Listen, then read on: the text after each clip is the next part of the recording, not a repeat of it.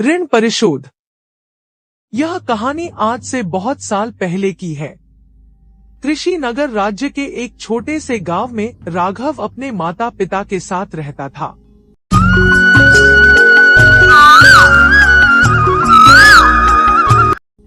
राघव के पिता एक किसान थे।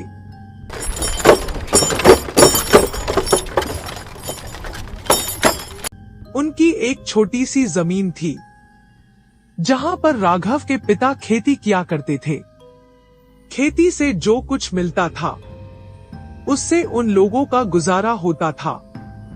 धीरे धीरे बारिश के कम होने के कारण खेत में ज्यादा अनाज नहीं हो रही थी, जिसके कारण राघव और उसके परिवार का गुजारा अच्छे से नहीं हो पा रहा था।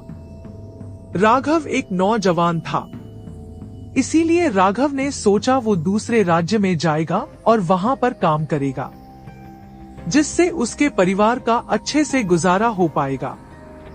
फिर राघव ने अपने माता पिता से कहा, माँ पिताजी, मैं दूसरे राज्य में जाकर काम करना चाहता हूँ, जिससे हम लोगों का अच्छे से गुजारा हो पाएगा। फिर राघव के पिता ने कहा, ठीक है बेटा, जो तू ठीक समझे। फिर 2 दिनों के बाद राघव अपने माता पिता से विदा लेकर दूसरे राज्य के लिए निकला। फिर राघव रास्ते पर चलकर जा रहा था कि उसने देखा कुछ लोग खड़े हुए हैं और वो लोग कुछ बात कर रहे हैं। राघव को थोड़ा अजीब सा लगा। फिर राघव ने एक आदमी से पूछा, क्या हुआ है? फिर उस आदमी ने कहा, एक आदमी की अंतिम संस्कार पैसे न होने के कारण नहीं हो पा रही है। जिसकी मौत हुई है उसका कोई भी नहीं है। फिर राघव ने सोचा उसके पास जो भी थोड़े से पैसे हैं, वो पैसे इस आदमी की अंतिम संस्कार के लिए दे देगा तो इस आदमी की आत्मा को शांति मिल जाएगी। फिर राघव ने उस आदमी के अंतिम संस्कार के लिए पैसे दिए और वो आगे चलने लगा। फिर कुछ देर चलने के बाद राघव को एक आदमी मिला। फिर राघव ने उस आदमी से पूछा, आप कौन हो और आप कहाँ जा रहे हो? फिर उस आदमी ने कहा, मेरा नाम सुरेश है, मैं काम की तलाश में दूसरे राज्य में जा रहा हूँ। फिर राघव ने कहा, मैं भी काम के तलाश में दूसरे राज्य में जा रहा हूँ। फिर सुरेश ने कहा, यह तो बहुत अच्छी बात है, हम दोनों एक साथ चलते हैं। फिर राघव ने कहा, ठीक है। फिर वो दोनों एक साथ चलने लगे। फिर कुछ दूर जाने के बाद वो दोनों एक पेड़ के पास खाना खाने के लिए बैठ गए। फिर वो दोनों खाना खा रहे थे और बातें कर रहे थे कि तभी अचानक ढोल की आवाज सुनाई दी।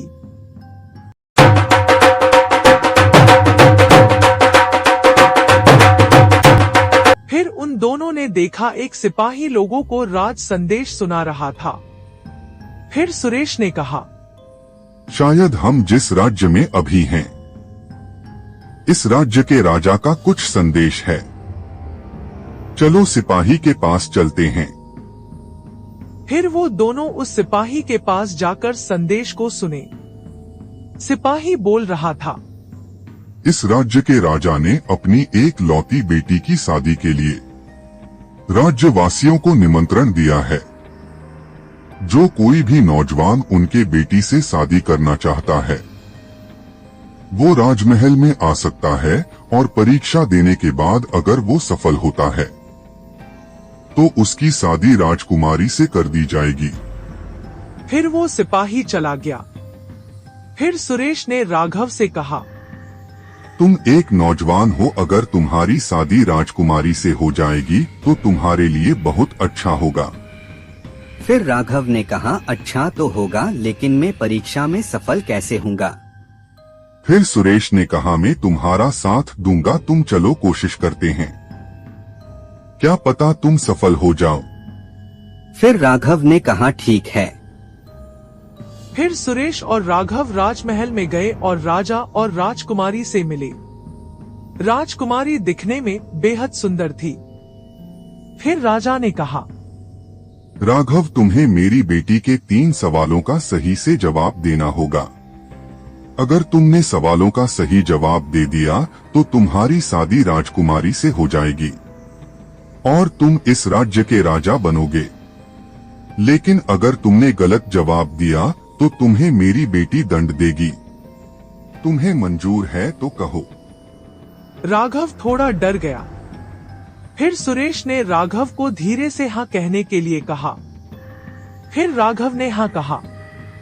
फिर राजा ने कहा, अब आप लोग जाकर आराम कीजिए, कल पहला सवाल पूछा जाएगा। फिर राघव और सुरेश राजमहल के एक कमरे में आराम करने के लिए गए।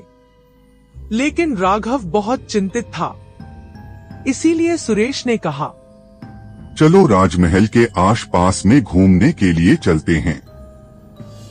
फिर वो दोनों घूम रहे थे कि उन दोनों को कुछ लोगों की आवाजें सुनाई दी।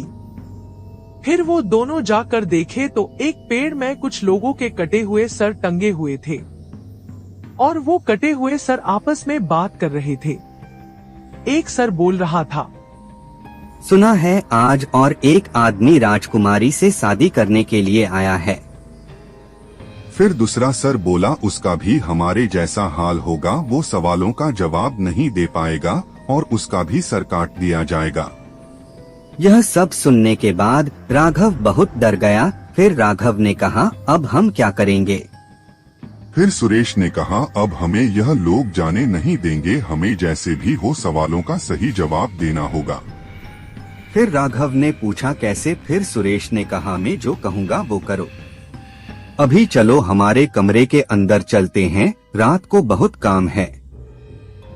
फिर वो दोनों अपने कमरे के अंदर चले गए। फिर रात होने के बाद जब सब सो गए, सुरेश ने राघव से कहा, मेरे साथ बाहर चलो। फिर वो दोनों बाहर गए और छुपकर राजकुमारी के कमरे को देखने लगे। फिर कुछ देर बाद उन दोनों ने देखा राजकुमारी अपने कमरे से बाहर आई और उसने कुछ मंत्र बोला। अचानक राजकुमारी के पंख बन गए और वो उड़ने लगी। फिर सुरेश ने कहा, हमें राजकुमारी का पीछा करना होगा।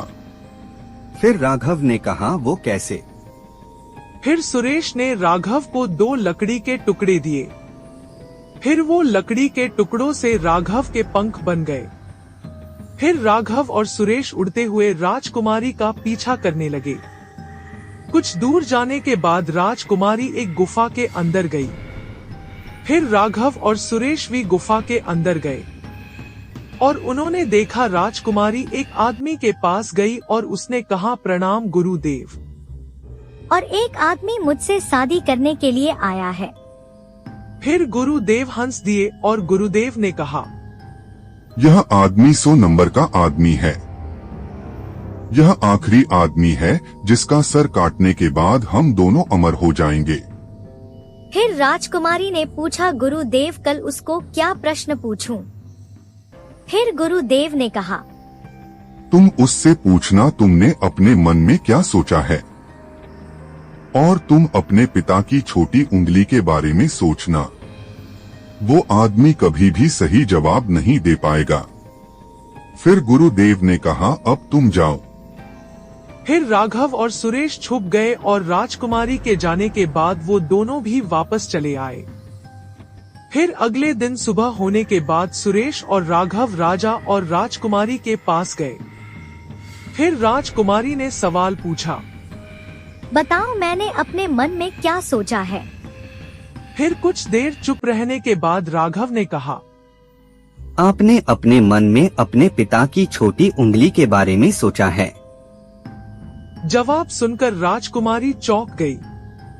राजकुमारी ने जवाब पहले से राजा को बोल दिया था, इसीलिए राजा बहुत खुश होकर बोले, सही जवाब। फिर राजा ने कहा, अब आप लोग जाओ और आराम करो, कल दूसरा सवाल पूछा जाएगा। फिर रात होने के बाद फिर से राजकुमारी गुरुदेव के पास गई। राघव और सुरेश भी राजकुमारी के पीछे पीछे गए। फिर राजकुमारी ने गुरुदेव से सब कुछ कहा। फिर गुरुदेव ने कहा, आज तुम गेंदे के फूल के बारे में सोचो। फिर राजकुमारी ने कहा, ठीक है। फिर अगले दिन राजकुमारी ने पूछा, बताओ आज मैंने क्या सोचा है। फिर कुछ देर चुप रहने के बाद राघव ने कहा, आपने आज गेंदे के फूल के बारे में सोचा है। जवाब सुनते ही राजा बहुत खुश हो गए और उन्होंने कहा, सही जवाब। राजकुमारी बहुत गुस्सा हो गई और चली गई। फिर रात होने के बाद फिर से राजकुमारी गुरुदेव के पास गई। राघव और सुरेश भी गए। फिर राजकुमारी ने गुरुदेव से सब कुछ कहा। सब कुछ सुनने के बाद गुरुदेव ने कहा, कल मैं तुम्हारे साथ चलूंगा और राज सिंहासन के पीछे छुप कर रहूंगा। तुम कल मेरे सर के बारे में सोचना। अगर उस आदमी ने सही जवाब दिया तो मैं उसका सर काट दूंगा। फिर राजकुमारी वापस चली गई। राघव और सुरेश भी वापस चले आए। फिर सुरेश ने कहा, कल तुम जवाब देते समय राज सिंहासन के पीछे छिपे हुए गुरुदेव का सर काट देना और उसे मार देना, नहीं तो वो तुम्हें मार देगा। फिर सुबह होने के बाद जब राजकुमारी ने पूछा, बोलो आज मैंने क्या सोचा है, तब राघव सिंहासन के पीछे गया और उसने गुरुदेव का सर काट दिया। और राघव ने कहा, आपने इसी गुरु के सर के बारे में सोचा है। गुरुदेव का कटा हुआ सर देखकर राजकुमारी चिल्लाकर बेहोश हो गई। फिर राजा ने राघव से कहा, आज पहली बार किसी ने हर सवाल का सही जवाब दिया है। आज हम बहुत खुश हैं। फिर राजकुमारी को होश आया तो राजकुमारी बिल्कुल ठीक हो गई थी। फिर राजकुमारी ने कहा, इस गुरुदेव ने तंत्र के सहारे मुझे वश में किया हुआ था और मेरे हाथों से लोगों के कटे हुए सर चाहता था ताकि वो अमर हो जाए। फिर सारे कटे हुए सर जिंदा लोग बन गए और फिर राघव और राजकुमारी की शादी हो गई।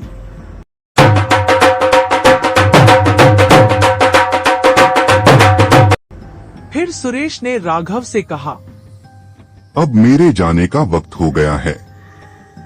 राघव ने कहा, मेरे दोस्त तुम मेरे साथ रहो, मैं तुम्हारे साथ रहना चाहता हूँ। फिर सुरेश थोड़ा मुस्कुरा दिया और वो बोला, मेरे दोस्त मैं जिंदा नहीं हूँ, मैं एक आत्मा हूँ। रास्ते में आते वक्त तुमने जिस सब का दाह संस्कार के लिए पैसे दिए थे, मैं वही हूँ। तुम्हारा मेरे ऊपर ऋण था, उसका परिशोध करने के लिए मैं तुम्हारे साथ आया था। अब मेरा ऋण परिशोध हो गया है। अब मेरी आत्मा को शांति मिल जाएगी। अब मुझे जाना होगा। फिर सुरेश गायब हो गया और उसकी आत्मा को शांति मिल गई। यह थी ऋण परिशोध की कहानी, जो कि एक सच्ची कहानी है। कहानी अगर अच्छी लगी तो लाइक, सब्सक्राइब और कमेंट कीजिए और नेक्स्ट स्टोरी जरूर देखिए। Thanks for watching.